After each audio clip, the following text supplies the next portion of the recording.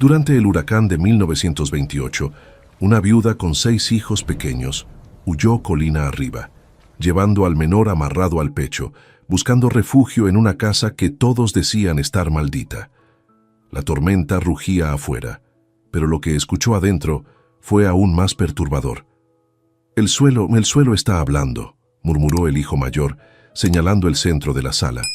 Y cuando ella acercó el oído a las tablas antiguas, escuchó una voz real, y lo que estaba escondido allí debajo cambiaría todo para siempre. Cuéntame aquí en los comentarios, ¿desde dónde estás viendo esta historia? Me encanta saber hasta dónde llegan mis relatos. La lluvia caía fuerte aquella tarde de octubre de 1928 en la Sierra Madre, transformando los caminos de tierra en ríos de lodo traicionero que amenazaban con tragarse todo a su paso. El cielo se había cerrado con una violencia pocas veces vista, un manto negro y pesado que descargaba su furia sobre la tierra, borrando la línea entre el día y la noche. Elena, con el cuerpo entumecido por el frío y el peso de la desesperación, avanzaba a duras penas colina arriba, sus pies descalzos sangrando y hundiéndose en el fango helado.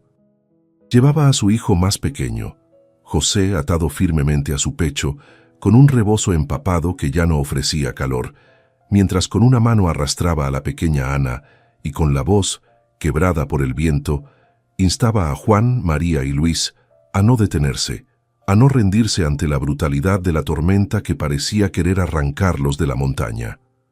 No era solo el huracán lo que los perseguía, era la miseria humana, más fría y cortante que el granizo que golpeaba sus espaldas encorvadas.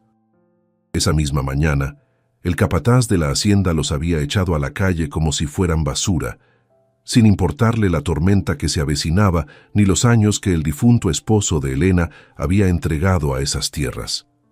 Ahora, sin techo, sin comida y con la dignidad hecha jirones, la viuda se enfrentaba a una elección imposible: morir congelados en la intemperie o buscar refugio en el único lugar que todos en el pueblo evitaban como a la peste. La casona de los Alisos se alzaba en la cima, una estructura de piedra oscura y madera podrida que vigilaba el valle como una calavera, un lugar envuelto en historias de lamentos nocturnos y sombras que caminaban solas. El ascenso fue una tortura física y mental, cada paso una batalla contra la gravedad y el miedo atávico que la casa inspiraba. El viento no aullaba, rugía con una furia demoníaca, doblando los árboles ancianos hasta que sus raíces crujían en protesta. Elena sentía que sus pulmones ardían con el aire gélido, pero el llanto ahogado de Ana y la mirada aterrada de Juan le daban una fuerza sobrenatural. Al llegar al porche, las vigas de la estructura gimieron bajo el embate del viento, como advirtiéndoles que no eran bienvenidos. La puerta principal, de un roble macizo y ennegrecido por el tiempo, parecía una boca cerrada que se negaba a tragárselos, obligando a Elena a usar el peso de su propio cuerpo para forzarla, empujando con el hombro hasta que el metal oxidado de las bisagras cedió con un chillido agudo. Al cruzar el umbral y cerrar la puerta tras de sí, el estruendo de la tormenta se apagó repentinamente, reemplazado por un silencio denso y viciado que heló la sangre de Elena más rápido que la lluvia. El aire adentro estaba estancado, pesado, cargado con un olor mezcla de humedad antigua, madera podrida y algo más sutil, algo dulce y metálico que le revolvió el estómago instintivamente. No había muebles. La casa había sido despojada de todo valor hacía décadas, dejando solo sombras alargadas que se estiraban por las paredes como espectros hambrientos y telarañas que colgaban del techo alto como velos funerarios. La oscuridad era casi total, apenas rota por los relámpagos que estallaban afuera y se filtraban por las rendijas de las ventanas tapiadas, iluminando brevemente el polvo que flotaba en el aire como ceniza suspendida. Elena agrupó a sus 5 hijos en la esquina más seca de la sala principal, lejos de las goteras que formaban charcos negros en el suelo de madera irregular.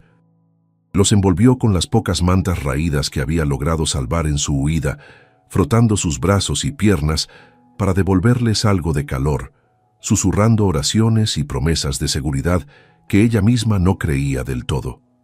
El lugar se sentía hostil, como si las paredes mismas los observaran con resentimiento, absorbiendo el poco calor que sus cuerpos emanaban. Juan el mayor, con sus 10 años y ojos demasiado maduros para su edad, se sentó de cara a la puerta, temblando no solo de frío, sino con la guardia alta, sosteniendo un palo que había recogido en el camino como si fuera una espada contra los monstruos invisibles. Pasaron las horas y la noche cayó por completo, intensificando la negrura y el aislamiento. El huracán afuera golpeaba la casa con tal violencia que la estructura entera vibraba, gimiendo como un animal herido en su lecho de muerte. Elena se mantuvo despierta, con José dormido en su regazo, sus ojos acostumbrándose a la penumbra, vigilando cada rincón, cada sombra que parecía moverse por el rabillo del ojo. El hambre empezaba a morderles el estómago, un dolor sordo que se sumaba al miedo, pero no tenían nada que comer, solo el agua de lluvia que habían logrado recoger en un cuenco abollado. Fue en ese momento de quietud tensa, en el intervalo entre 2 truenos que sacudieron los cimientos, cuando Elena escuchó algo que no pertenecía a la tormenta. No era el golpe del viento contra las tejas, ni el crujir de la madera asentándose por los años. Era un sonido rítmico, bajo, casi imperceptible pero constante. Elena contuvo la respiración, tensando cada músculo, tratando de filtrar el ruido del caos exterior. Al principio pensó que era su imaginación, el delirio provocado por el agotamiento extremo y el terror de estar en una casa maldita. Pero el sonido persistía, una especie de murmullo grave y ahogado. Miró a los niños. Los más pequeños dormían un sueño agitado, pero Juan estaba despierto, con los ojos desorbitados fijos en el centro de la habitación, pálido como un papel bajo la luz de un relámpago lejano. «Mamá».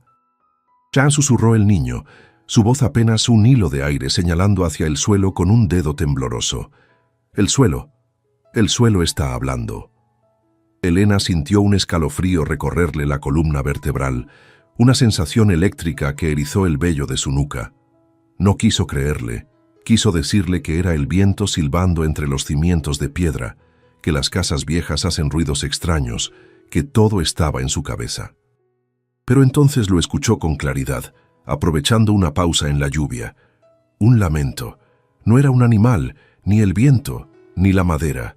Era una voz humana, ronca, débil, cargada de una agonía insoportable.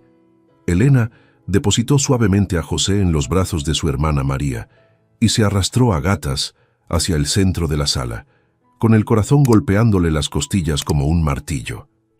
Pegó la oreja a las tablas sucias y astilladas del piso, cerrando los ojos para concentrarse. El olor a humedad y tierra era más fuerte allí abajo, y entonces la voz subió a través de las grietas, clara y terrorífica, helándole la sangre. «Ayuda, por Dios, agua». No eran los espíritus malignos de las leyendas del pueblo los que hablaban, era el sonido de un sufrimiento muy real, muy físico y desesperadamente vivo. El instinto de protección de Elena luchó ferozmente contra su miedo irracional. Si había alguien atrapado allí abajo, herido o muriendo, su conciencia no le permitiría ignorarlo, pero si esto era una trampa, si era algo malévolo que imitaba la voz humana para atraerla, estaba poniendo en riesgo a lo único que le quedaba en el mundo. Sin embargo, el tono de la voz era tan frágil, tan quebrado, que la humanidad de Elena venció al terror. Buscó entre sus escasas pertenencias un cabo de vela que guardaba para emergencias y lo encendió con manos temblorosas, protegiendo la llama vacilante con su cuerpo. La luz arrojó sombras danzantes sobre el suelo mientras ella comenzaba a inspeccionar las tablas, pasando sus dedos callosos por las rendijas llenas de tierra acumulada durante años, buscando una entrada, una explicación, un origen para aquel lamento que venía del infierno. En una esquina oscura de la habitación, oculta bajo una capa gruesa de mugre y los restos deshilachados de una alfombra que se deshacía al tacto, los dedos de Elena tropezaron con algo frío y duro. Era metal, una argolla de hierro oxidado incrustada en la madera, tan mimetizada con la suciedad del suelo que habría sido invisible a la luz del día, pero que el tacto desesperado de una madre logró encontrar en la penumbra. El corazón le dio un vuelco violento.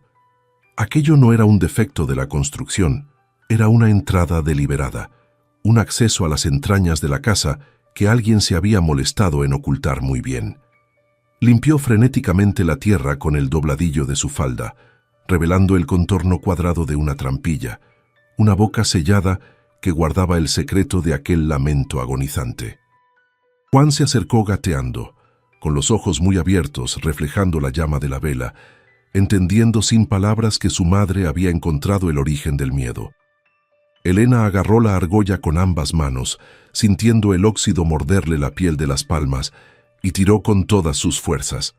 La madera, hinchada por años de humedad y abandono, se resistió al principio, gimiendo, como si le doliera ser perturbada después de tanto tiempo.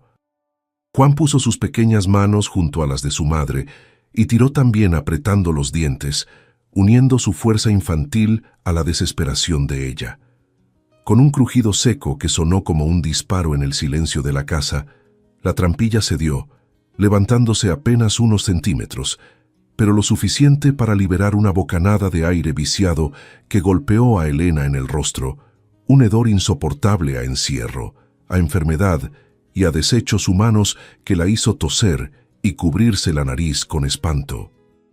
Aquel olor no era de muerte antigua, era el aroma inconfundible y terrible de la miseria viva, de algo que se pudre lentamente en la oscuridad.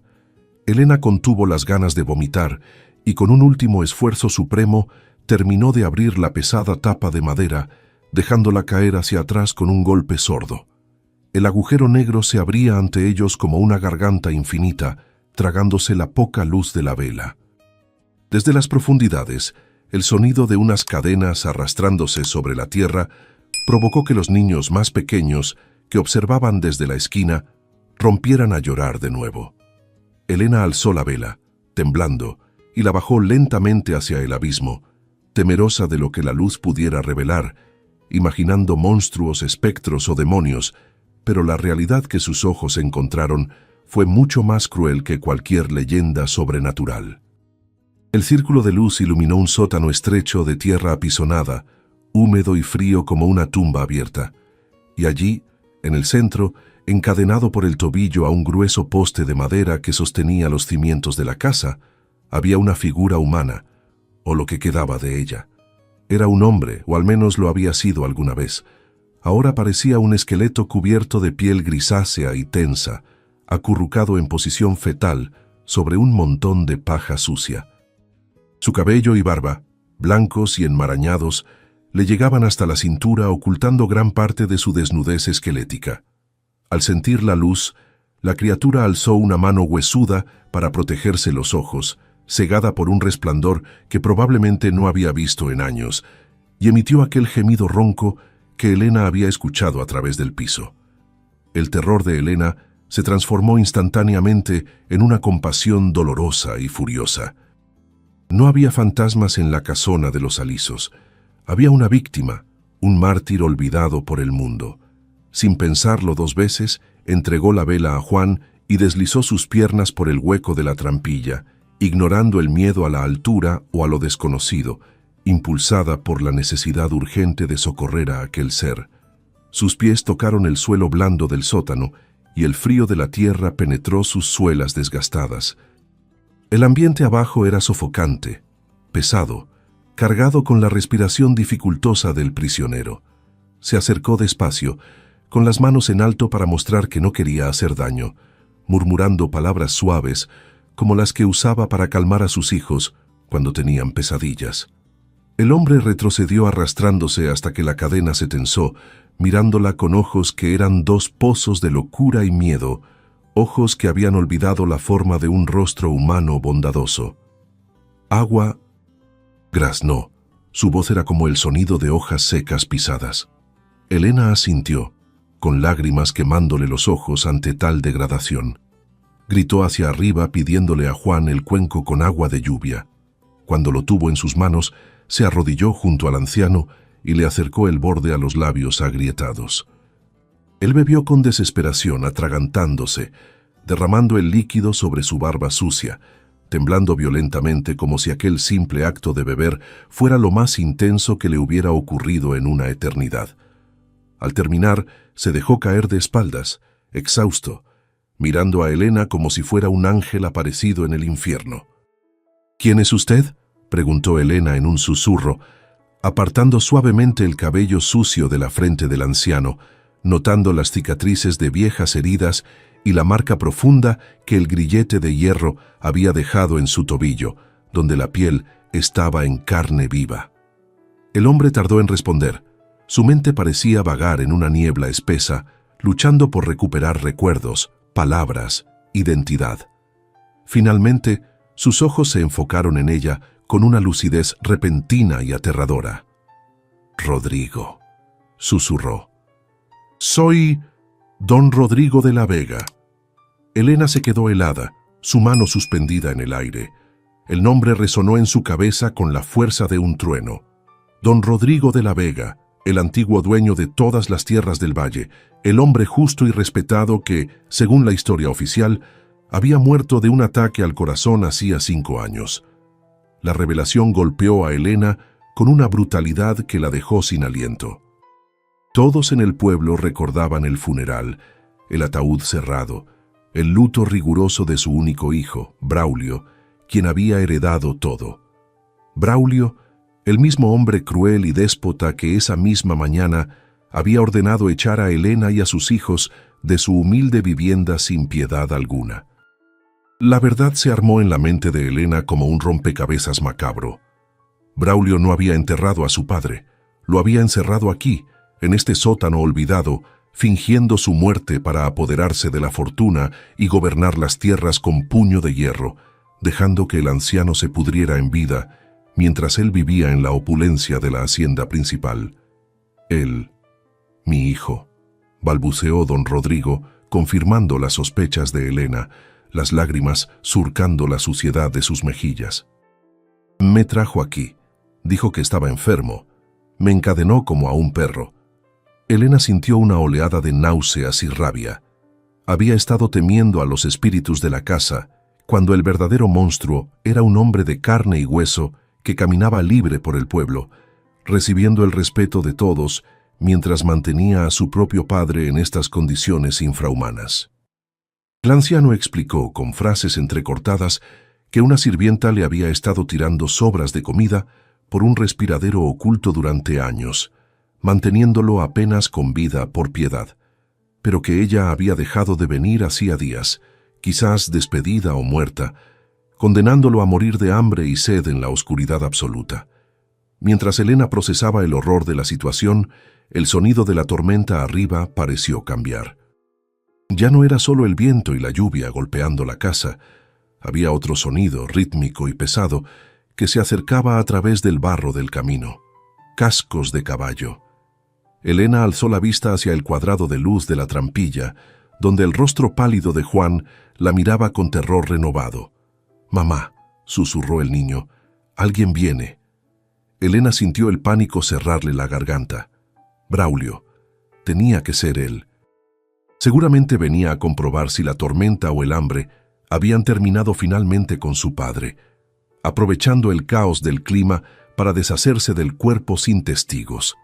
Estaban atrapados, ella, sus 5 hijos y el verdadero dueño de las tierras, acorralados en una casa maldita por un asesino que creía que su secreto estaba a salvo bajo tierra. Helena intentó desesperadamente romper el eslabón de la cadena, golpeándolo con una piedra suelta que encontró en el suelo del sótano, sus manos sangrando por el esfuerzo inútil, las lágrimas de frustración mezclándose con el sudor frío que le bañaba la frente. El metal, aunque oxidado por la humedad subterránea, era demasiado grueso, forjado para resistir la fuerza de bestias de carga, no los golpes frenéticos de una madre aterrorizada. Don Rodrigo, recuperando un poco de lucidez ante el peligro inminente, puso su mano esquelética sobre la de ella, deteniendo el ataque suicida contra el hierro. «Vete, mujer», susurró con urgencia, sus ojos suplicando no por su vida, sino por la de ella. Si te encuentra aquí, nos matará a todos. Sube y esconde a tus hijos. Yo soy hombre muerto, pero ellos no. La decisión desgarró el corazón de Elena, pero sabía que el anciano tenía razón. Quedarse allí abajo era una sentencia de muerte para sus pequeños. Con una última mirada llena de impotencia y una promesa silenciosa de regresar, se impulsó hacia la abertura, sus músculos gritando por el esfuerzo de trepar sin escaleras. Juan, que había permanecido arriba vigilando con el terror pintado en el rostro, le tendió los brazos y tiró de ella con una fuerza nacida de la adrenalina pura. Elena salió del agujero jadeando, cubierta de tierra negra y oliendo a la podredumbre del encierro, sintiendo cómo el sonido de los cascos afuera se hacía más fuerte, más cercano, deteniéndose justo frente al porche de la casa maldita. No había tiempo para pensar, solo para actuar movida por el instinto de supervivencia más primitivo. Elena empujó la pesada tapa de la trampilla, que cayó en su lugar con un ruido sordo que le pareció un cañonazo en medio del silencio tenso de la casa. Frenéticamente, arrastró los restos de la alfombra podrida sobre las tablas, esparciendo tierra y escombros con las manos para disimular las grietas recién movidas, tratando de que el suelo pareciera tan imperturbable y abandonado como el resto de la habitación. «A la chimenea, rápido», ordenó a sus hijos en un susurro que no admitía réplica, empujándolos hacia la enorme boca de piedra negra que dominaba una de las paredes laterales. El hueco de la chimenea era amplio y profundo, frío como la tumba y cubierto de años de hollín y nidos de pájaros caídos, pero era el único lugar que ofrecía una sombra lo suficientemente densa para ocultarlos a todos. Elena metió a los niños uno por uno, amontonándolos en el fondo, cubriéndolos con sus propias faldas y las mantas oscuras para que se fundieran con la negrura del hollín. Ana empezó a sollozar, aterrorizada por la oscuridad, pero Elena le tapó la boca suavemente con la mano, sus propios ojos fijos en la puerta de entrada, rogando a todos los santos que el viento ahogara el sonido de su respiración agitada y el latido ensordecedor de su corazón. La puerta principal se abrió de golpe, no por el viento esta vez, sino por una patada brutal que hizo saltar astillas de madera podrida hacia el interior. Una ráfaga de lluvia helada y hojas muertas entró en la sala, seguida por una figura alta envuelta en un impermeable de hule negro que brillaba bajo la luz de los relámpagos. Braulio entró con pasos pesados, sus botas llenas de barro resonando como martillazos en el suelo de madera. Llevaba una linterna de aceite en una mano, cuya llama amarilla bailaba violentamente proyectando sombras grotescas, y en la otra un revólver plateado que reflejaba su intención asesina. El hombre emanaba un aura de violencia contenida y alcohol, mirando a su alrededor con un asco profundo. El hacendado se detuvo en el centro de la habitación, sacudiéndose el agua como un perro rabioso, sus ojos barriendo el espacio vacío con sospecha paranoica. Elena, apretada contra el fondo de la chimenea, podía ver su perfil a través de las rendijas de luz. Era el rostro de un hombre acostumbrado a que el mundo obedeciera sus caprichos, ahora torcido por la molestia de tener que salir en medio de una tormenta para asegurar sus crímenes. Braulio aspiró el aire arrugando la nariz. «¿Hay alguien ahí?», gritó, su voz potente rebotando en las paredes desnudas. Nadie respondió. Solo el viento silbaba entre las tejas rotas, respondiendo a su desafío con una indiferencia burlona. Al no obtener respuesta, Braulio pareció relajarse ligeramente, aunque no enfundó el arma. Caminó directamente hacia el lugar donde estaba oculta la trampilla, sus botas pisando la alfombra podrida que Elena acababa de colocar. Se detuvo justo encima de la cabeza de su padre. «¿Sigues vivo, viejo maldito?», gritó hacia el suelo, golpeando la madera con el tacón de su bota, un gesto de crueldad gratuita que hizo que Elena se mordiera el labio hasta sangrar para no gritar. «Esta tormenta debió acabar contigo ya. Hazme el favor de morirte de una vez y ahórrame el viaje».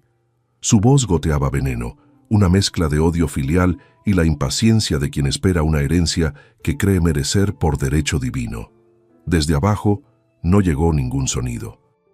«Don Rodrigo, A pesar de su debilidad y locura temporal, había entendido el peligro y mantenía un silencio sepulcral, protegiendo a la mujer y los niños que estaban arriba. Braulio esperó un momento, inclinando la cabeza como un buitre, escuchando los últimos latidos de su presa. Al no escuchar lamentos ni cadenas, soltó una risa seca y satisfecha. Al fin, murmuró para sí mismo, al fin silencio. Dio media vuelta, convencido de que el frío y el hambre habían terminado el trabajo que él no tuvo el valor de hacer con sus propias manos 5 años atrás, y se dirigió hacia la salida, ansioso por dejar aquel lugar que apestaba a su propia culpa. Elena sintió que el alma le volvía al cuerpo, sus músculos empezaron a destensarse preparándose para el alivio. Pero justo cuando Braulio ponía la mano en el marco de la puerta para salir, se detuvo en seco. Lentamente, bajó la linterna hacia el suelo, cerca de la entrada. Allí, impresas en el barro que él mismo había traído, había huellas.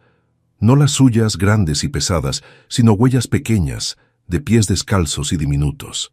Las huellas de sus hijos, que no habían tenido tiempo de borrarse. Braulio se quedó inmóvil un segundo, procesando la información, y luego giró lentamente sobre sus talones, levantando la linterna de nuevo, esta vez con una mirada de depredador que ha olido sangre fresca.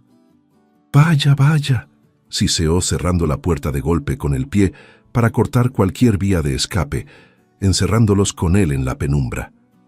«Parece que las ratas han buscado nido en mi propiedad». Caminó despacio hacia el centro de la sala, el revólver apuntando hacia las sombras, buscando cualquier movimiento. Elena sabía que era cuestión de segundos. Braulio no se iría. Iba a registrar cada rincón hasta encontrarlos, y cuando lo hiciera, no habría piedad. Miró a Juan, besó la frente de Ana, y con una calma terrible nacida de la desesperación absoluta, decidió que si alguien tenía que morir esa noche, no serían sus hijos. Soltó suavemente a los niños y se preparó para salir de la chimenea y enfrentar al monstruo. En ese instante preciso, un llanto agudo rompió el silencio sepulcral de la sala, un sonido puro y terrorífico que heló la sangre de Elena. El pequeño José, abrumado por la oscuridad, el hambre y la tensión eléctrica que emanaba de su madre, no pudo contenerse más y soltó un gemido que rápidamente se convirtió en un llanto desconsolado. El sonido rebotó en las paredes desnudas como una sentencia de muerte.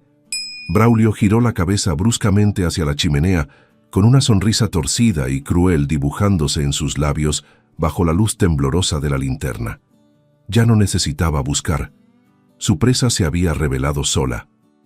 Alzó el revólver con movimientos lentos y deliberados, disfrutando del momento, apuntando directamente al hueco negro donde se ocultaban los niños. «Salgan de ahí», ordenó con voz suave, casi cariñosa, una burla obscena ante el terror que estaba infligiendo.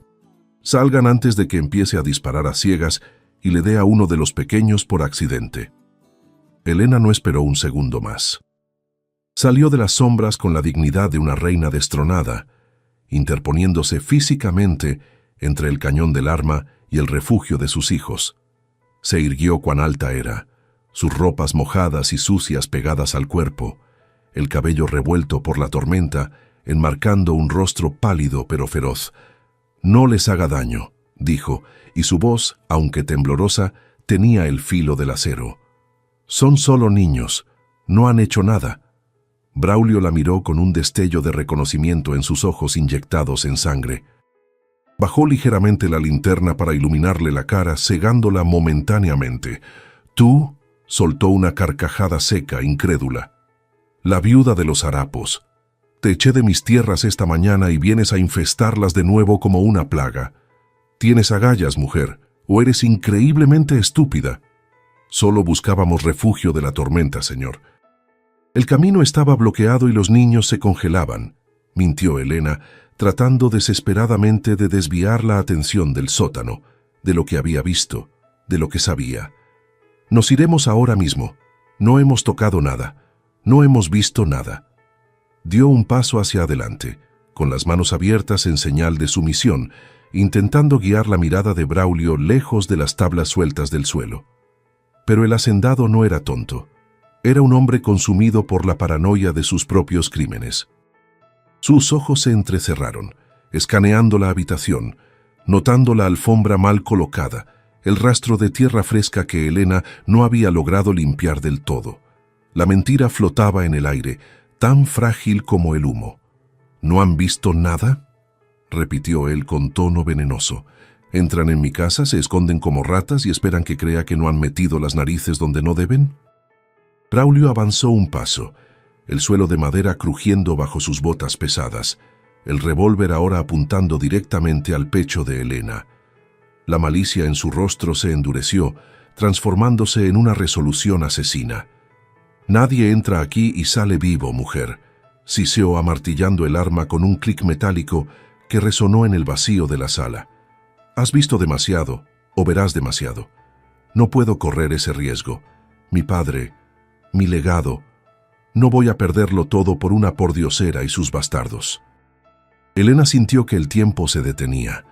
Podía escuchar el latido de su propio corazón golpeando contra sus costillas, el sollozo ahogado de Ana en la chimenea, el rugido del viento afuera que parecía querer derribar la casa para ser testigo de la injusticia.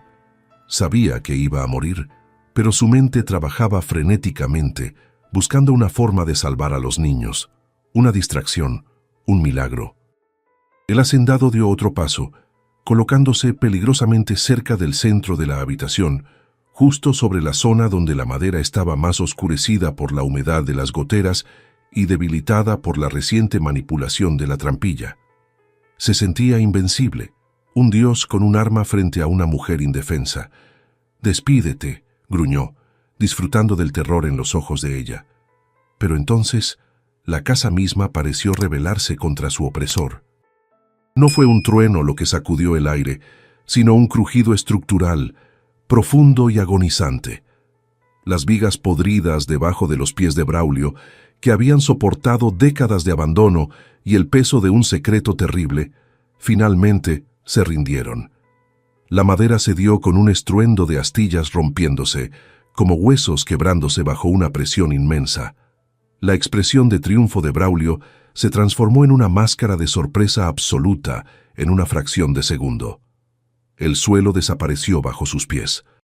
Intentó disparar, pero el disparo salió desviado, impactando contra el techo en un estallido de yeso y polvo, mientras él perdía el equilibrio y caía hacia atrás, agitando los brazos inútilmente en el aire. Su grito de terror se mezcló con el estruendo del derrumbe. Un aullido largo que fue tragado por la oscuridad del agujero que se abrió repentinamente en la sala. La linterna que llevaba en la mano salió despedida, trazando un arco de luz vertiginoso antes de precipitarse también al abismo, iluminando fugazmente las paredes de tierra del sótano mientras descendía junto con su dueño. El golpe seco del cuerpo contra el suelo de tierra apisonada, 3 metros más abajo, fue seguido por un silencio sepulcral, más pesado y aterrador que cualquier ruido de la tormenta. Elena se quedó paralizada, con las manos cubriéndose la boca, incapaz de procesar la rapidez con la que la muerte había cambiado de objetivo. El polvo se levantó en una nube asfixiante desde el agujero, y por unos segundos solo se escuchó el sonido de la lluvia golpeando el techo y la respiración agitada de los niños que se asomaban temerosos desde la chimenea. Luego, desde las profundidades, llegó un gemido. No era el lamento débil de don Rodrigo esta vez, sino un quejido de dolor agudo, furioso y humano. Braulio estaba vivo, pero estaba atrapado en la misma prisión que había construido para su padre. Elena, recuperando el control de sus piernas temblorosas, corrió hacia el borde irregular del agujero, ignorando el peligro de que el resto del piso colapsara. Necesitaba saber, necesitaba ver. La linterna de Braulio no se había apagado. Había caído de lado sobre un montón de paja, proyectando una luz oblicua y fantasmal sobre la escena dantesca de abajo. Braulio yacía en el suelo, con una pierna torcida en un ángulo antinatural, el hueso probablemente roto, su rostro contorsionado por la agonía y la furia. El revólver había desaparecido entre la suciedad y las sombras. Pero lo más impactante no era el hombre caído, sino la figura que lo observaba desde las sombras, a solo unos metros de distancia. Don Rodrigo, el anciano esquelético y encadenado, se había incorporado en su lecho de inmundicia.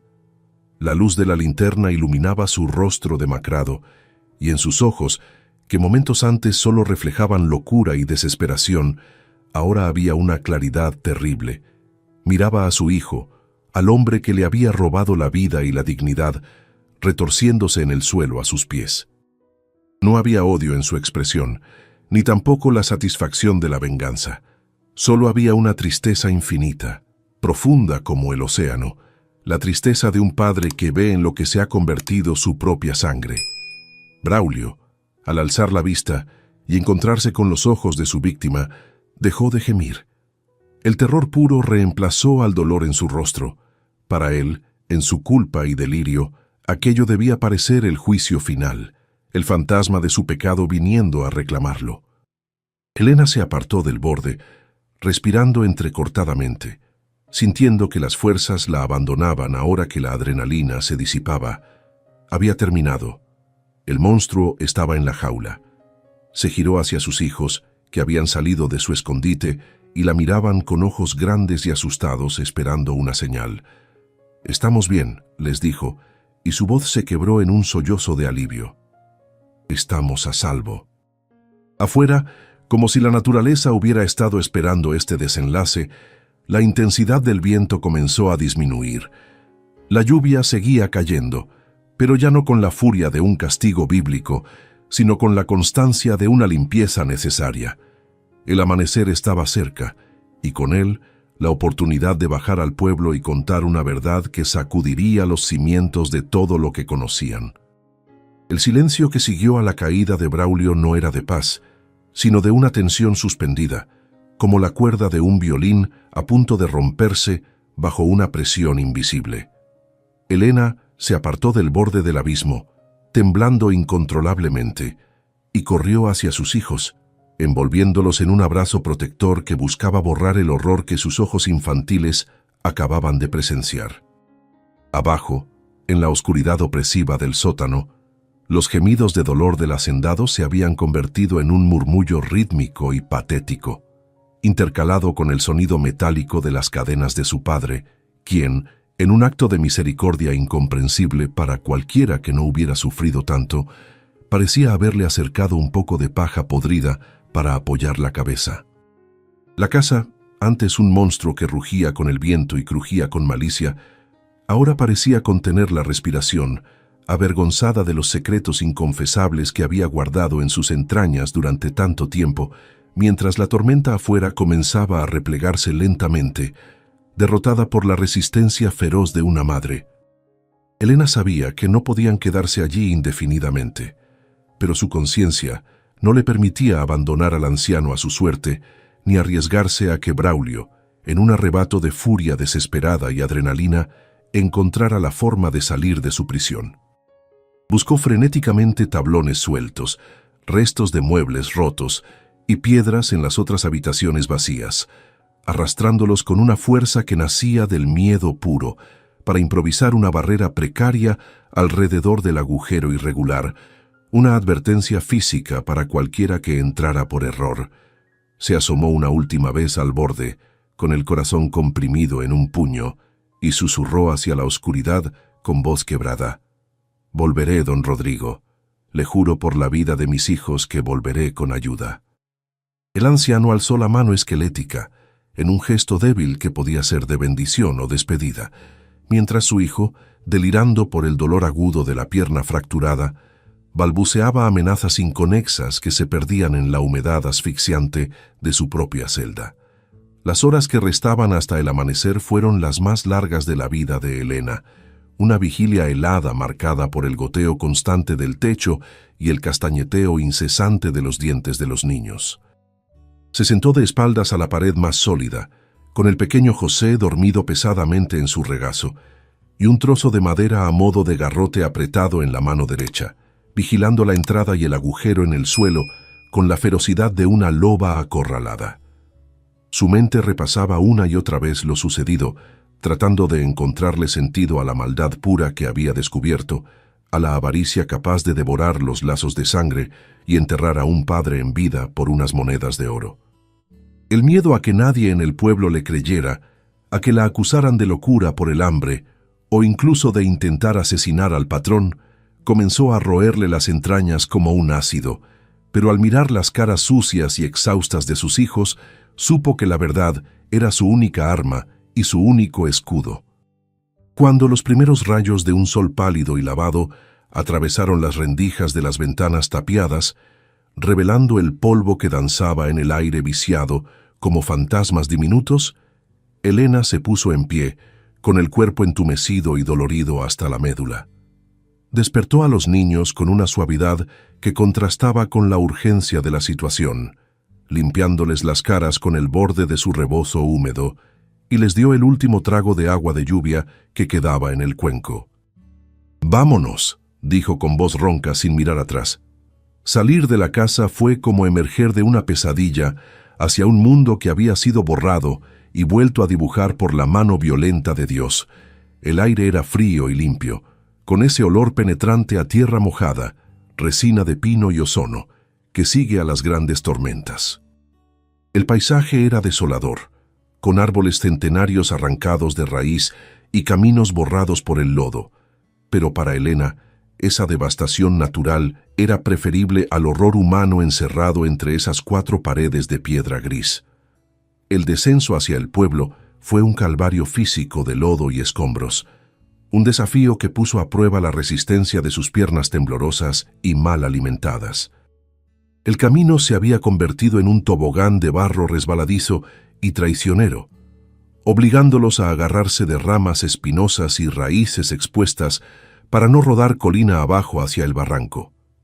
Elena cargaba a José a la espalda, su peso muerto tirando de sus hombros cansados, y sostenía a Ana de la mano con un agarre de hierro, mientras Juan y los otros niños la seguían en fila india, silenciosos y solemnes, como una pequeña procesión de supervivientes de una guerra invisible. Cada paso era una lucha contra la gravedad y el agotamiento extremo, pero la imagen de don Rodrigo encadenado en la inmundicia, dependiendo de ella para ver la luz del sol una vez más, la empujaba hacia adelante, impidiéndole detenerse siquiera para recuperar el aliento o llorar. Al llegar a las afueras del pueblo, el panorama era de caos controlado, tejados volados, calles convertidas en ríos de lodo y gente deambulando aturdida entre las ruinas de sus hogares con miradas perdidas. Sin embargo, Elena no se detuvo a compadecerse ni a pedir ayuda para sí misma. Aunque su estado era lamentable, caminó con la determinación ciega de un soldado con una misión, ignorando las miradas curiosas y de rechazo que su aspecto deplorable atraía. Estaba cubierta de barro de pies a cabeza, con el cabello enmarañado y sangre seca en las manos por sus intentos de romper las cadenas, una aparición salvaje que contrastaba con la resignación pasiva de sus vecinos. No buscó comida ni refugio, sino justicia. Se dirigió directamente hacia la plaza principal, donde la iglesia de piedra había resistido el embate del viento, sabiendo que allí encontraría a las únicas autoridades que podrían escucharla sin echarla a patadas por ser pobre. Encontró al cura, el padre Anselmo, y al comisario local discutiendo acaloradamente sobre la distribución de víveres en el atrio de la iglesia, rodeados de feligreses angustiados. Cuando Elena se acercó, el comisario hizo un gesto despectivo para apartarla, confundiéndola con una mendiga más en busca de caridad fácil, pero ella se plantó frente a ellos con una dignidad feroz que los obligó a callar y a mirarla. «No vengo a pedir pan», dijo, su voz clara y firme cortando el bullicio de la plaza como un cuchillo. «Vengo a denunciar un crimen. Don Rodrigo de la Vega está vivo». El silencio que siguió a sus palabras fue absoluto, pesado. El cura se santiguó instintivamente, pensando que la mujer había perdido la razón por el sufrimiento y el duelo, mientras el comisario soltó una risa nerviosa e incrédula, recordándole con tono condescendiente que el patrón llevaba 5 años enterrado en el panteón familiar y que los muertos no volvían. «Está vivo y encadenado en el sótano de la casa de la colina», bebiendo agua del suelo y comiendo ratas, insistió Elena, sin pestañear, clavando sus ojos oscuros en los del sacerdote, desafiando su fe. Su hijo Braulio lo encerró allí para robarle todo, para ser el rey de este pueblo, y ahora Braulio está allí también, caído en su propia trampa, con una pierna rota y gritando como un animal. Les contó todo, con una precisión y un detalle escabroso que no podían ser fruto de la locura. El olor a amoníaco, el tipo de cadenas, la trampilla oculta bajo la alfombra, las palabras exactas del anciano, la caída del hijo.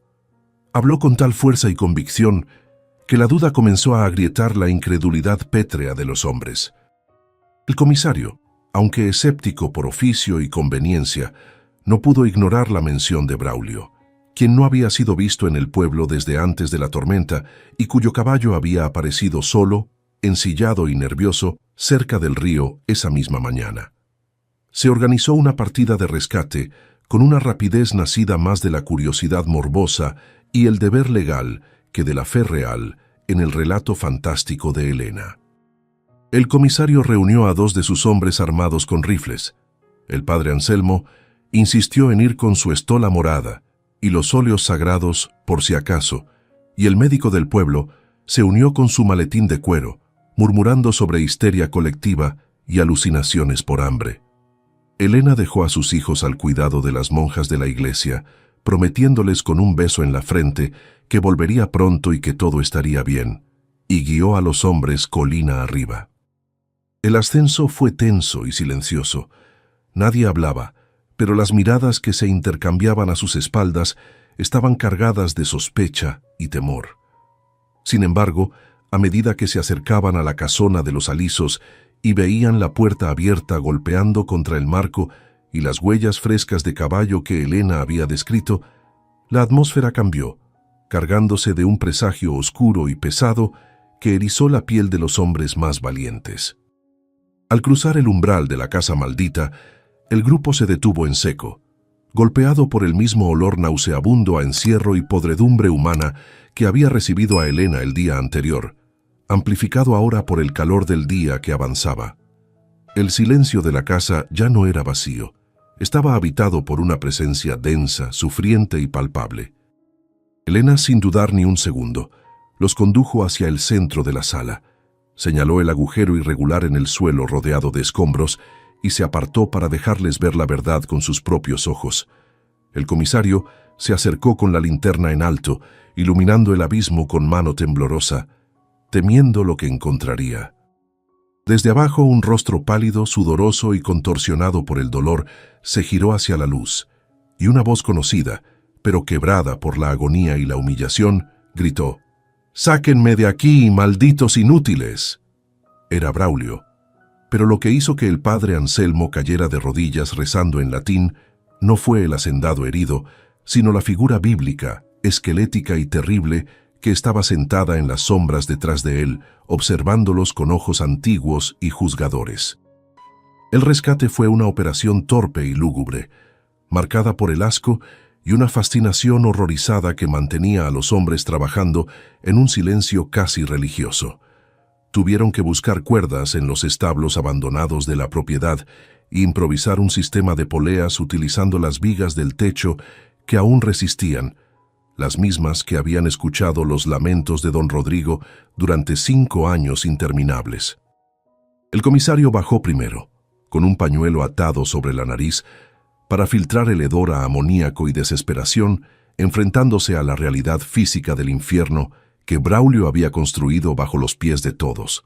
Al tocar al anciano para soltarlo del poste, notó que la piel se sentía como pergamino seco y frío, y que el hombre no pesaba más que un niño enfermo, una fragilidad que contrastaba brutalmente con el peso de la cadena de hierro que le habían obligado a arrastrar en la oscuridad. Sacar a Braulio fue un asunto diferente, lleno de violencia y resistencia patética.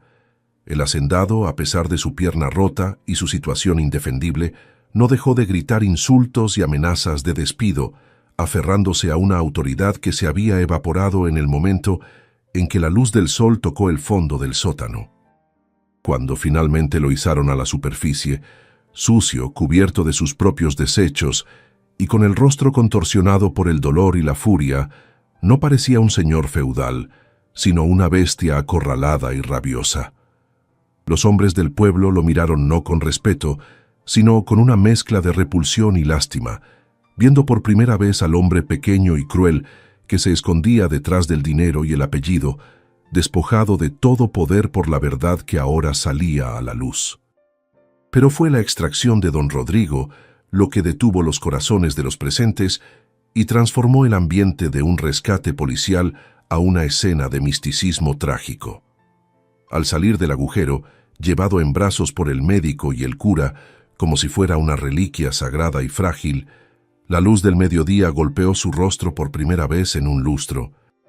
El anciano cerró los ojos con fuerza, soltando un gemido que no era de dolor, sino de una sobrecarga sensorial abrumadora, mientras las lágrimas limpiaban surcos en la suciedad de sus mejillas. Su cabello blanco y larguísimo flotaba con la brisa suave que entraba por la puerta rota, dándole el aspecto de un profeta bíblico que ha regresado del desierto, un Lázaro resucitado, no por un milagro divino, sino por la tenacidad de una madre pobre. El médico procedió a cortar los grilletes allí mismo, en la sala de la casa, utilizando herramientas pesadas que resonaron con un clang metálico y definitivo, liberando al fin los tobillos llagados y deformes del anciano. El sonido de las cadenas cayendo al suelo de madera fue el único ruido en la habitación durante un largo minuto, un símbolo de liberación tan potente que hizo que el padre Anselmo comenzara a sollozar abiertamente, pidiendo perdón a Dios por no haber sabido, por no haber escuchado, por haber enterrado a un hombre vivo con sus propias manos y oraciones. Elena observaba desde un rincón, apoyada contra la pared, sintiendo que las rodillas le fallaban ahora que la adrenalina del peligro inmediato se disipaba, dejando paso a un agotamiento profundo que le calaba los huesos. El descenso de la colina se convirtió en una procesión improvisada y solemne, muy diferente a la huida desesperada de Elena horas antes. Braulio fue bajado en una camilla improvisada con ramas, atado no por sus heridas, sino por precaución policial, mientras que don Rodrigo fue transportado con delicadeza extrema, envuelto en las capas del comisario y el cura para proteger su desnudez y su dignidad. A medida que se acercaban al pueblo, la noticia llevada por el viento o por algún observador oculto ya había comenzado a correr como la pólvora entre las casas destruidas. La gente salía de entre los escombros, olvidando sus propias desgracias materiales, para ser testigos de algo que desafiaba toda lógica, formando una valla humana silenciosa y estupefacta a lo largo de la calle principal, llena de lodo. Cuando la comitiva entró en la plaza, el murmullo de la multitud se apagó de golpe, reemplazado por un grito colectivo de horror y reconocimiento al ver el rostro del difunto don Rodrigo. Las mujeres se persignaban, los hombres se quitaban los sombreros con manos temblorosas, y los niños se escondían detrás de las faldas de sus madres, asustados por el aspecto espectral del anciano. Nadie miraba a Braulio. Todas las miradas estaban clavadas en la víctima, en la prueba viviente de una maldad tan grande que hacía que los daños del huracán parecieran un juego de niños. El hacendado, sintiendo el peso del juicio silencioso de su pueblo, intentó esconder el rostro, pero no había sombra donde ocultarse bajo el sol implacable de la verdad revelada. El médico improvisó un hospital en la sacristía de la iglesia, el único edificio lo suficientemente limpio y sólido para atender a los heridos. Allí, bajo la mirada severa de los santos de yeso, examinó a don Rodrigo, revelando al comisario y a los testigos la extensión real de la tortura: desnutrición severa, atrofia muscular, marcas de golpes antiguos y las cicatrices indelebles de los grilletes que se habían convertido en parte de su carne. Cada herida era una acusación, un testimonio mudo de los años de sufrimiento en la oscuridad. Braulio, atendido en una esquina opuesta y vigilado por un guardia armado, guardaba silencio por primera vez, aplastado no por el remordimiento, sino por la certeza de que su reinado de terror había terminado de la forma más absoluta y humillante posible.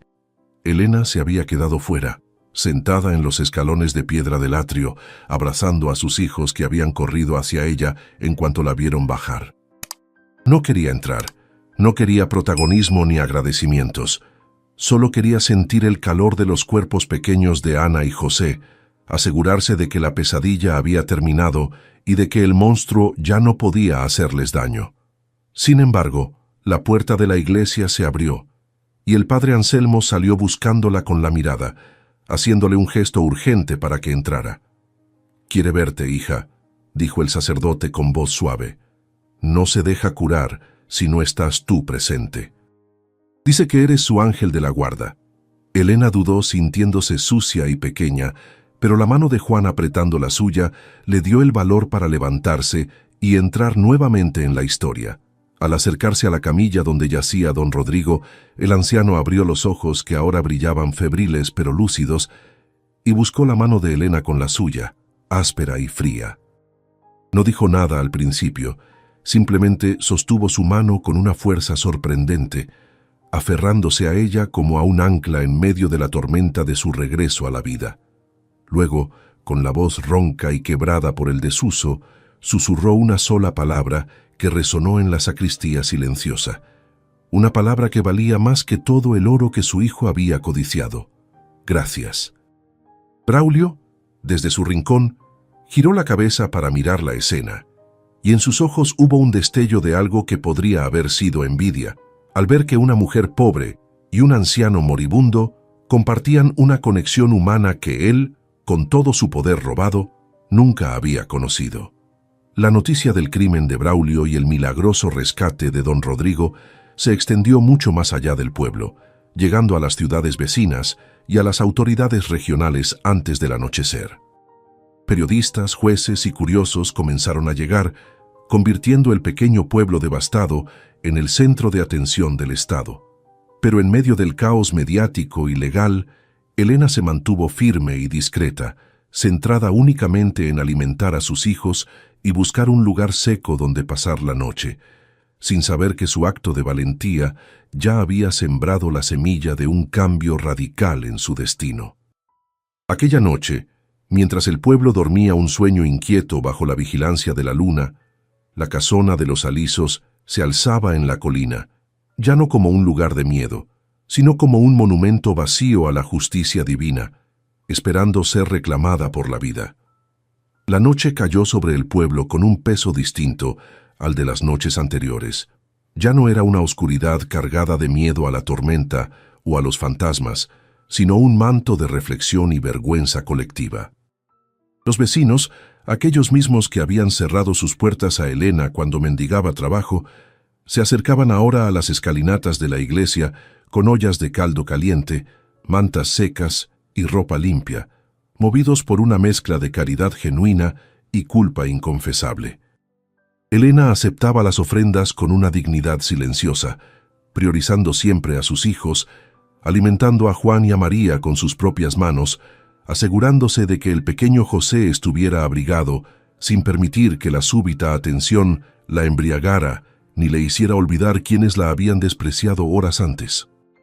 No había rencor en su mirada, solo el cansancio infinito de quien ha tenido que ser fuerte por demasiado tiempo, una muralla de resistencia que empezaba a agrietarse ahora que el peligro mortal había pasado. Mientras tanto, en el interior de la sacristía convertida en juzgado improvisado, la justicia humana comenzaba a mover sus engranajes oxidados. Un juez regional, que había llegado a caballo sorteando los caminos destrozados, tomaba declaración a don Rodrigo.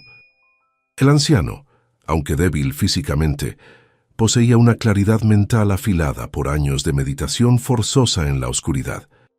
Con voz rasposa pero firme, relató cada detalle de su cautiverio: la traición inicial, el día en que Braulio le ofreció una copa de vino con sedante, el despertar en las tinieblas, el frío, las ratas que aprendió a no temer para no volverse loco, y la crueldad sistemática de su propio hijo, que bajaba ocasionalmente solo para burlarse de su miseria y recordarle que el mundo lo había olvidado.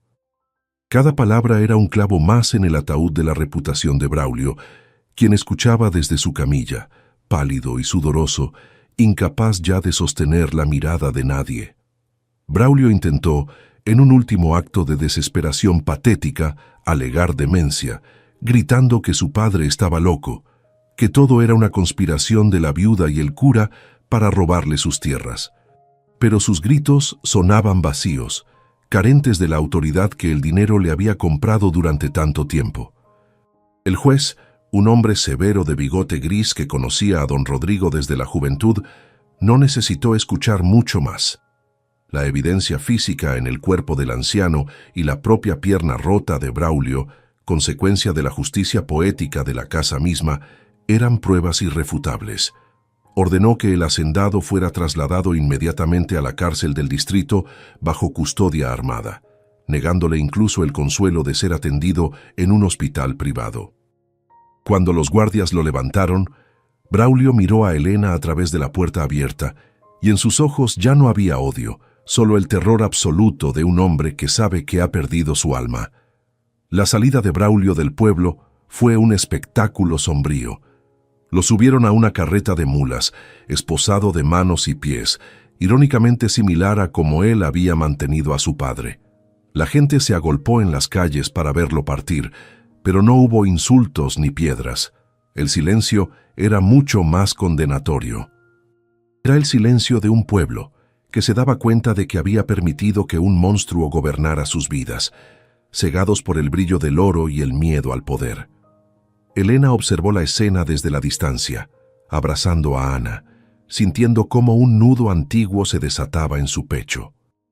El hombre que la había humillado, que la había condenado a morir de frío en la montaña, era ahora el ser más despreciable de la tierra, mientras ella, sin nada en los bolsillos, poseía una riqueza moral que nadie podía arrebatarle. Con Braulio fuera de escena, la atención de don Rodrigo se volvió completamente hacia su salvadora. A pesar de las protestas del médico, que insistía en que debía descansar, el anciano pidió que lo llevaran al atrio para hablar con Elena. «Mujer», la llamó, y aunque su voz era un susurro, tenía la fuerza de una orden imperial. Elena se acercó, sintiéndose pequeña ante la magnitud de lo que había hecho, bajando la vista por respeto y timidez. Don Rodrigo le tomó las manos, esas manos callosas y heridas por el trabajo y el esfuerzo de romper cadenas, y las besó ante la mirada atónita de todo el pueblo. «Me devolviste la vida cuando mi propia sangre me la quitó», dijo él, con lágrimas brillando en sus ojos profundos. «No tengo cómo pagar tal deuda con dinero, porque el dinero se gasta, pero la gratitud de un hombre que ha visto el infierno es eterna». Elena intentó retirar sus manos, abrumada. «Solo hice lo que cualquier madre haría por sus hijos, señor. Buscábamos refugio, no recompensa». Pero don Rodrigo negó con la cabeza, rechazando su modestia. «Entraste en la boca del lobo, enfrentaste al diablo en su propia casa. Eso no es solo instinto maternal, eso es coraje puro». Se volvió hacia el notario del pueblo, que estaba presente tomando notas frenéticamente, y dictó su primera orden como hombre libre y resucitado. «Quiero que se redacte un documento ahora mismo. Anulen el testamento anterior. Desheredo a Braulio de todo bien terrenal y espiritual, y quiero que se prepare una escritura de propiedad». La multitud contuvo el aliento, esperando que el anciano recuperara su hacienda, pero sus siguientes palabras cambiaron el destino de Elena para siempre. «La casona de los alisos», continuó don Rodrigo, señalando hacia la colina oscura donde la estructura se recortaba contra la luna. «Esa casa ha sido un lugar de dolor y muerte por mi culpa y la de mi hijo. Está manchada, pero tú, Elena, la limpiaste. Con tu valor y la inocencia de tus hijos, espantaste a los demonios que habitaban allí». Hizo una pausa para tomar aire, sus pulmones silbando por el esfuerzo. «Esa casa te pertenece, a ti y a tus hijos, para siempre, con las tierras circundantes y el ganado que pasta en ellas, no como un regalo, sino como un pago justo por haberme sacado de la tumba». Un murmullo de asombro recorrió la plaza. La casa maldita, el lugar que todos temían, acababa de convertirse en el premio más grande jamás otorgado en la región. Elena sintió que las piernas le fallaban. Miró hacia la colina, hacia esa construcción tétrica que había sido su refugio desesperado. ¿Esa casa?, preguntó con voz temblorosa. Pero señor, dicen que está maldita, que allí vive el mal. Don Rodrigo sonrió por primera vez, una sonrisa desdentada pero llena de calidez. El mal ya no vive allí, hija. El mal va camino a la cárcel en una carreta. Lo que queda son piedras y madera. Piedras que te protegieron de la tormenta y madera que se dio para atrapar a mi verdugo. Esa casa te eligió a ti antes de que yo te la diera. Elena miró a sus hijos, vio sus caras sucias pero esperanzadas y comprendió.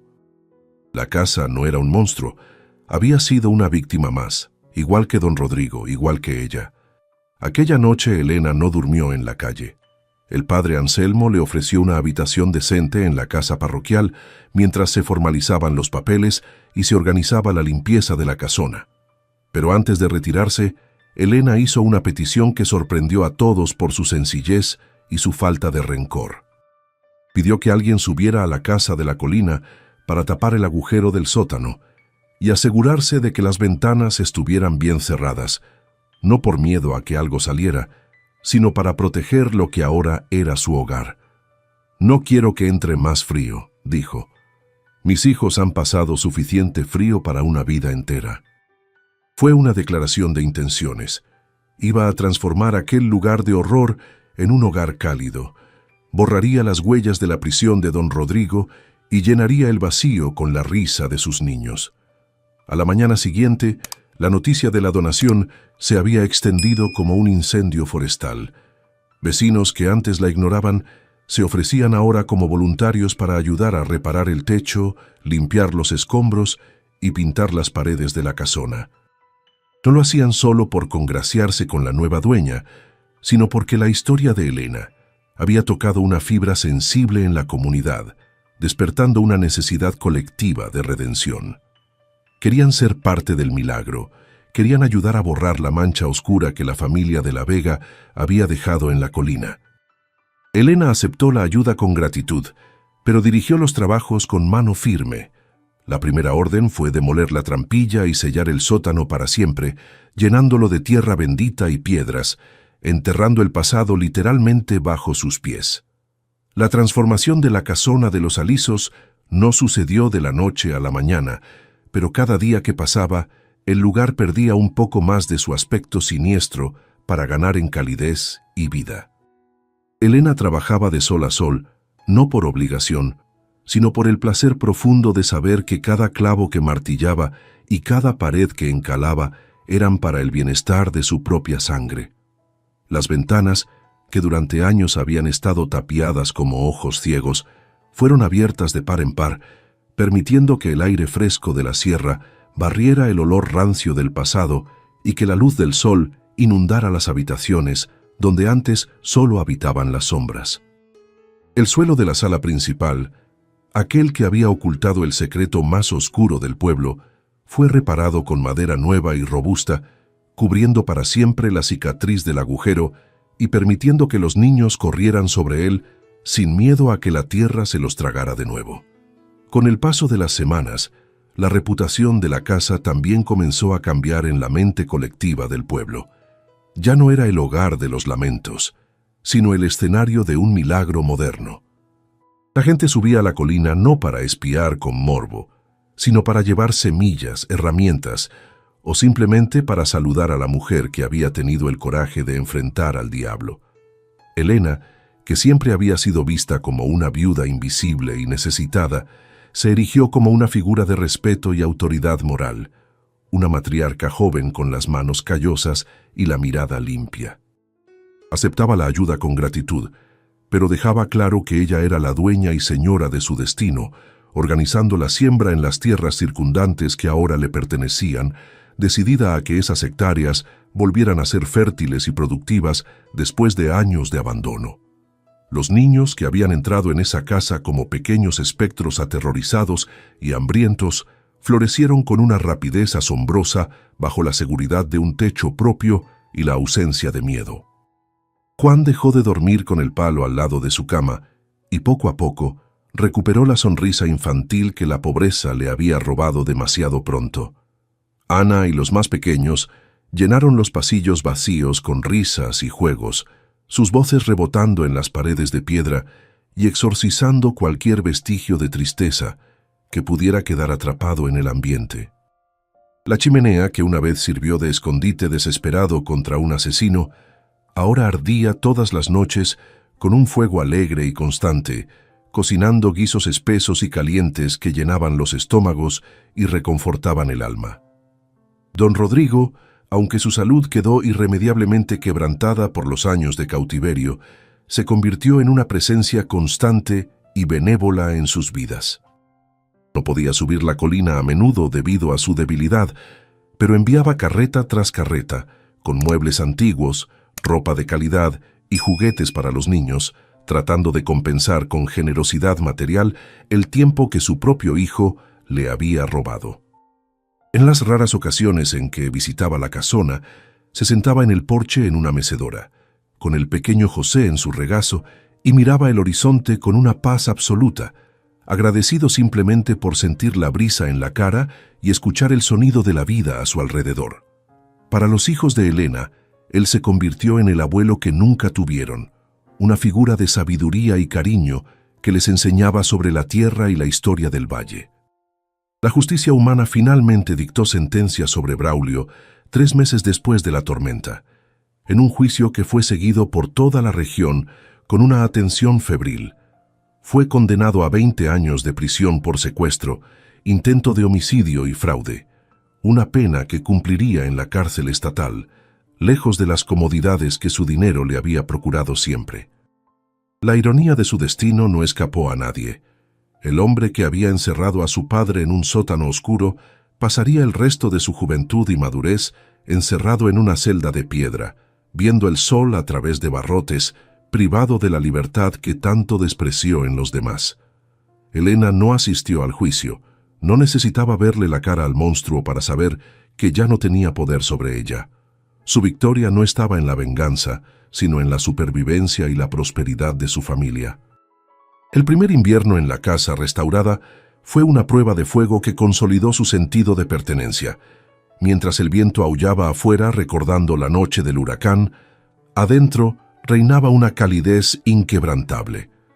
Elena aprendió a administrar la hacienda con una inteligencia natural que sorprendió a los comerciantes del pueblo, negociando precios justos por su cosecha y contratando a jornaleros a los que pagaba con dignidad, recordando lo que era estar al otro lado de la necesidad. Aquellos que alguna vez la miraron por encima del hombro, ahora se quitaban el sombrero a su paso, reconociendo en ella no solo a la dueña de las tierras altas, sino a una fuerza de la naturaleza capaz de doblar el destino a su favor. La casona de los Alisos dejó de ser un lugar maldito en los mapas y en las conversaciones, convirtiéndose en la hacienda de la esperanza. Sin embargo, el recuerdo de aquella noche de tormenta nunca desapareció del todo. Se convirtió en parte de la mitología familiar, una historia que se contaba en voz baja frente al fuego. Elena a menudo se despertaba en medio de la noche, no por pesadillas, sino por un hábito antiguo de vigilancia, y caminaba descalza por la casa en silencio, comprobando que la trampilla siguiera sellada bajo el nuevo piso, que las ventanas estuvieran cerradas y que sus hijos respiraran tranquilos en sus camas. A veces le parecía escuchar el eco lejano de un lamento o el ruido de cadenas, pero sabía que eran solo fantasmas de la memoria, sombras que la luz de su nueva vida mantenía a raya. El miedo se había transformado en una cicatriz, una marca que le recordaba lo que había costado llegar hasta allí y por qué debía luchar cada día para mantenerlo. Juan, creciendo fuerte y responsable, se convirtió en la mano derecha de su madre, demostrando un amor por la tierra que parecía heredado no de su padre biológico, sino del espíritu de lucha que impregnaba aquel lugar. Un día, encontró el viejo revólver de Braulio enterrado en el jardín, oxidado e inútil, expulsado por la tierra como un cuerpo extraño. Se lo llevó a su madre sin decir palabra. Elena lo tomó, sintiendo el peso frío del metal que una vez había apuntado a su pecho, y caminó hasta el barranco más profundo de la propiedad. Con un movimiento firme, arrojó el arma al vacío, viendo cómo desaparecía entre la vegetación densa, cerrando simbólicamente el último capítulo de violencia de esa historia. «Aquí solo sembramos vida», le dijo a su hijo, y volvieron juntos a la casa. La prosperidad trajo consigo nuevos desafíos, pero ninguno tan aterrador como el hambre o el frío. Elena se aseguró de que todos sus hijos aprendieran a leer y escribir, pagando al maestro del pueblo para que subiera a darles lecciones, decidida a que la ignorancia no fuera nunca más una cadena que los atara. Don Rodrigo, en sus últimos años, recuperó parte de su hacienda original, pero dejó estipulado en su Nuevo Testamento que la casona y las mejores tierras de cultivo seguirían siendo de Elena, protegiéndola de cualquier reclamo legal futuro por parte de parientes lejanos o acreedores oportunistas. La relación entre la viuda y el anciano se mantuvo pura y profunda, un vínculo forjado en el infierno que había resistido el regreso a la tierra, una amistad que desafiaba las clases sociales y las expectativas de la época. A medida que pasaban los años, la historia de la casa que hablaba se fue suavizando, perdiendo sus aristas de terror para convertirse en una leyenda de coraje. Los viajeros que pasaban por el camino real señalaban hacia la colina y contaban la versión distorsionada de los hechos, hablando de una mujer que había luchado contra demonios y tormentas para salvar a un rey. Elena sonreía cuando escuchaba esos rumores en el mercado, sabiendo que la verdad era mucho más simple y a la vez mucho más grandiosa. No había habido magia, solo la decisión inquebrantable de una madre de no dejarse vencer. Y mientras miraba desde su porche, cómo el sol se ponía sobre el valle que ahora era su hogar, sabía que había valido la pena cada lágrima, cada gota de sangre y cada segundo de terror. Don Rodrigo falleció apaciblemente 5 años después de su rescate, en su cama, con las ventanas abiertas de par en par para dejar entrar el aroma de los pinos y el sonido de los pájaros que tanto amaba. No murió solo ni en la oscuridad, sino sosteniendo la mano de Elena, rodeado por los niños que lo llamaban abuelo y que lloraban su partida con un dolor genuino y limpio. Su funeral fue el evento más grande que la región había visto en décadas. No hubo hipocresía en los lamentos, y el ataúd fue cargado a hombros por Juan y los otros hijos de Elena, desde la casona hasta el camposanto del pueblo, cerrando el círculo de su vida con honor. Braulio se enteró de la muerte de su padre en la soledad de su celda, a través de una carta fría del abogado familiar, y dicen los guardias que aquella noche no gritó ni maldijo, simplemente se sentó mirando a la pared, devorado por un silencio que finalmente lo había alcanzado. Con la partida del patriarca, Elena se convirtió oficialmente en la dueña absoluta de las tierras, pero ella nunca dejó de trabajar la tierra con sus propias manos, enseñando con el ejemplo que la propiedad no exime del esfuerzo. Envejeció con la gracia de los árboles fuertes, su cabello negro tornándose en una plata brillante y su rostro, marcado por las arrugas de una vida dura, reflejaba una serenidad que imponía respeto a kilómetros a la redonda. Nunca volvió a casarse.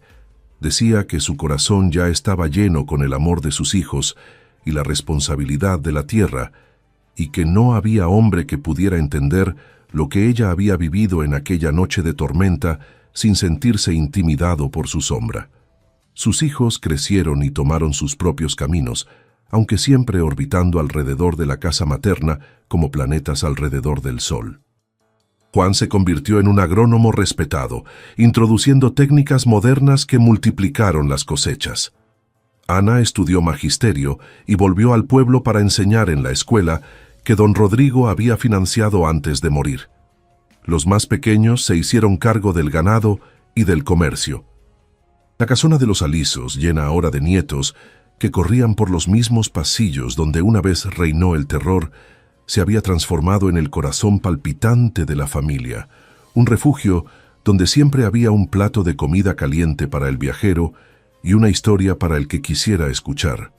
A menudo en las tardes de lluvia, cuando el cielo se ponía gris y el viento recordaba viejas furias, Elena reunía a su descendencia en la sala principal, justo encima de donde había estado la trampilla.